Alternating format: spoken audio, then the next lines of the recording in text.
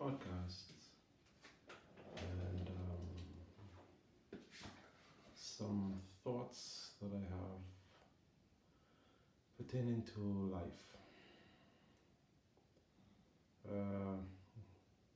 The topic that I'm going to talk about today will be actually what do we consider life to be? And what I mean by that is over the last, say, probably about month or so, I have lost some very close friends and family, and it's kind of opened my mind and thought at how fragile life really is. And I end up asking the question, do we really know what life is? We're really caught up in so much of the worldly things that we don't realize that we're not even living life. And what I mean by caught up in the worldly things is that we spend almost, I'm going to say probably about 95% of our lives at work. For some of us, maybe it's a job that we like, but I think more than probably 80% of us, we're in a job that we don't like. And we're only in it because we're trying to make ends meet, or we're trying to save up money for a trip or for buy a house, or other things that that we may think is important in life. But like today, I was at a friend's funeral, and the pastor said something very profound. And it was, my friend was getting all set to celebrate his 50th birthday, 50. And he wanted to make a big ado about it, right? Big fanfare, big invite everybody, make a big thing for his 50th. And about 2 weeks ago, I believe, around September, he fell ill and went to the doctor, went to the hospital actually. And after all the tests were run and everything, they found out that he had a very aggressive cancer that the doctors have never seen before. All St. Michael's, all the different, over 7 specialists, came and they were all baffled as to this cancer, aggressive cancer that he had. And he basically had 13 days to live, but he was bedridden. And about a week or the Sunday before he became ill, he was sitting outside of the pastor's office on the Sunday, and the pastor was in his office finishing up his sermon. And the Spirit came to him and told him to go outside and tell the man of God that don't make elaborate plans, because plans are a thing of change, may change. And then he went back into the office, he said. So the man of God after went into the office, asked him, what was that? And he told him, I don't know, but this is what the Lord said to tell you. And today, at the funeral service, the pastor said now he understands that it was actually a warning, because he was planning this big fanfare for his 50th, which was going to be in October, which is this month.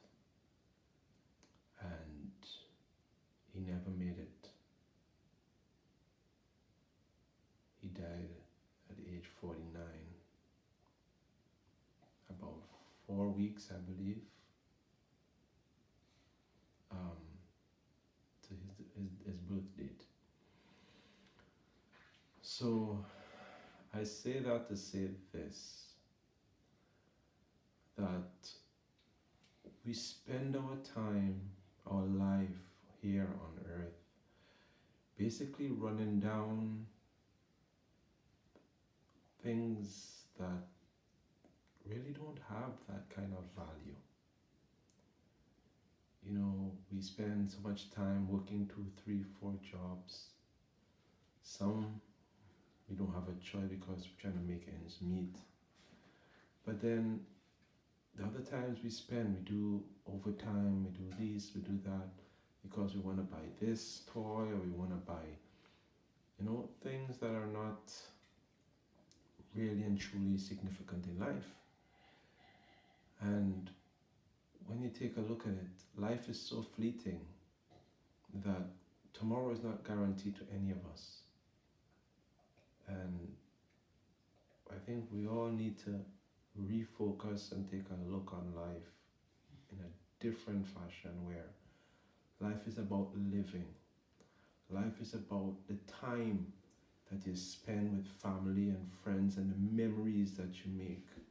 It's not about working 2, 3 jobs or 24 hours to buy a fancy new car, or to try and outdo your neighbor with a bigger house or a friend, because at the end of the day, all that stays. There's nothing to brag and boast about that when you're dead. And it becomes nothing eventually. Every materialistic thing comes to an end. From cars, they become dilapidated, they lose their value and so forth. So those things are not things that you want to spend your life running down. And a lot of times when you go to funerals, you hear people say, I wish I had, or I wish I had told them I love them, or I wish I had spent more time, or they were behind me for us to come together and hang out and catch up. This is what has happened to us. We have lost the value of life. We've lost the vision that God had for us in life, where He didn't put us on this earth to run down earthly things. He put us on this earth here to fellowship one another. And when I say fellowship, I mean, people say hang out, some say lime, but you come together and you have a good time, you make memories, you laugh, because that time that you spend together may be the last for one of you in that group, or you yourself. So this is something I would say food for thought. What is your real priorities for your life? What kind of legacy do you want to leave behind? You want to leave behind a legacy where you're only known for running down to try and get the most latest gadgets or car, or you spend your life obsessed with outdoing a friend because they have bigger house, or they have whatever the case might be?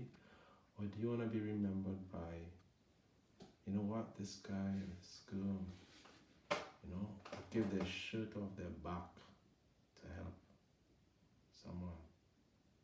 I was always happy, laughing, smiling, makes those around them laugh and smile, you know, and the things that you do affects those around you in a positive.